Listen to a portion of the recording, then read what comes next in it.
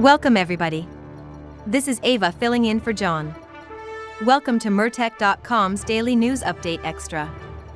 We are sharing a video snippet that provides no nonsense, common sense, logic, and truth. I am following this channel and given this video a thumbs up. The link to this video is in the description box below. Please follow Mertech on Rumble, give me a thumbs up and share this information far and wide. This great news update will begin momentarily. Thank you and may God bless.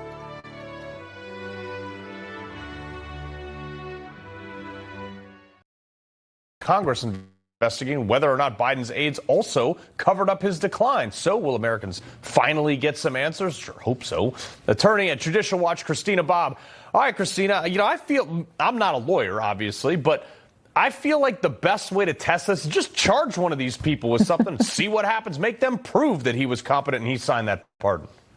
I love that idea. I love Ed Martin. I love everything about all of this because the logical conclusion of this is the only reason you would do an investigation is because you intend to challenge it. I mean, I say that, but then we see the government all the time step up and say they're investigating something and then nothing ever happens. So I hope this is not that. I hope, knowing Ed, he's fantastic. And I suppose that this could potentially lead to just that. Let's indict somebody and see if it holds up in court. Yeah, I mean, that's what the Democrats did to Republicans. They indicted grandma for praying outside of an abortion clinic.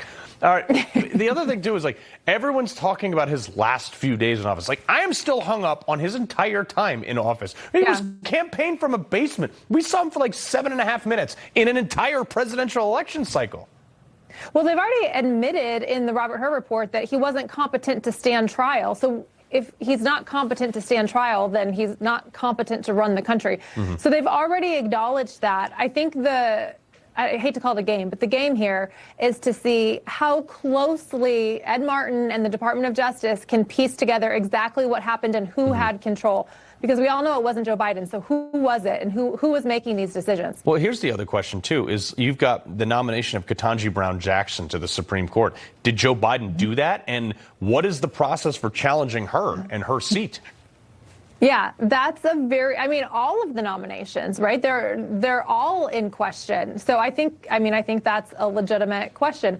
That one's a little bit harder because she's been in office for so long and President Biden has held out that he understands that she's the Supreme Court justice. So that one's probably a little tougher. But on these pardon issues and probably some of the executive orders and some of these kind of lesser issues, yeah, I think they absolutely need to challenge it and go after it because it's clear that Joe Biden was not the one making these decisions. Yeah, pretty clear, or on anything.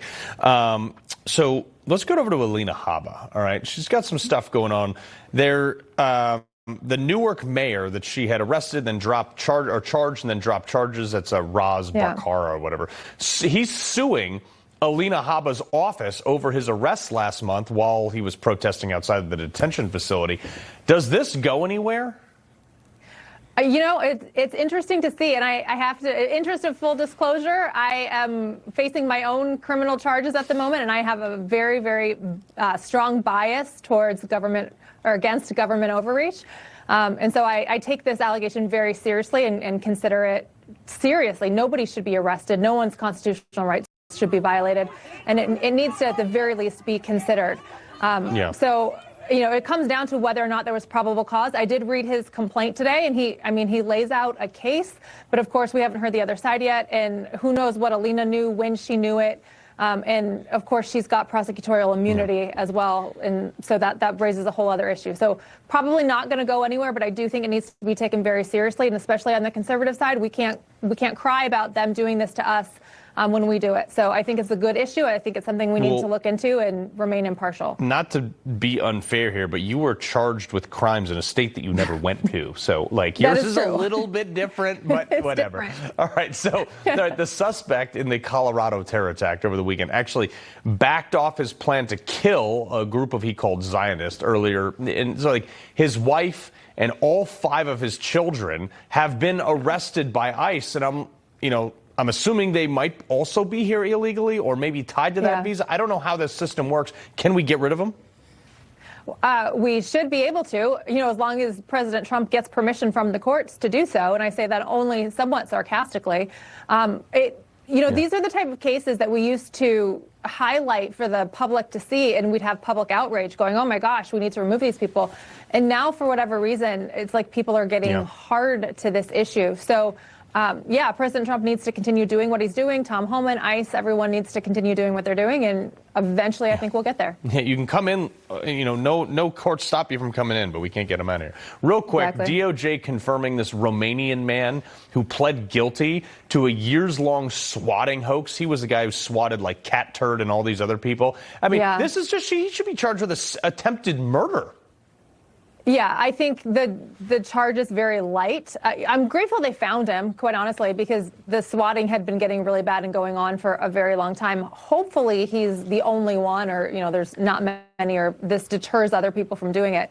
But absolutely, and I know Joe Pags was one. I think you've had him on your show. I've seen him on the network before.